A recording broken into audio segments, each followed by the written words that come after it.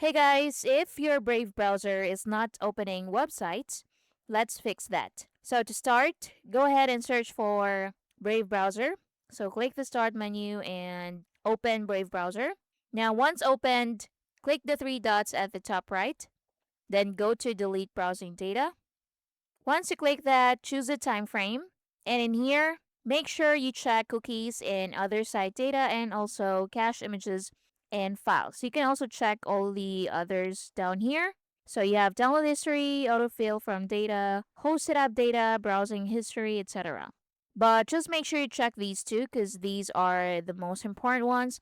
And after that, click delete from this device at the bottom and it will be deleted. Then go ahead and try again and see if that works. Next, so again, click the three lines and go to settings. Now at the left side, go to about Brave. And in here, make sure you're using the latest Brave browser because an outdated version may have bugs or compatibility issues that could affect website access. Now, if that still doesn't work, you can go ahead and check your Wi Fi connection and make sure you're using a stable internet connection. You can also use data. And for the last method, you can close the browser fully. So just click the X button at the top to close it and reopen it again and try it again and see if that works. Thank you for watching.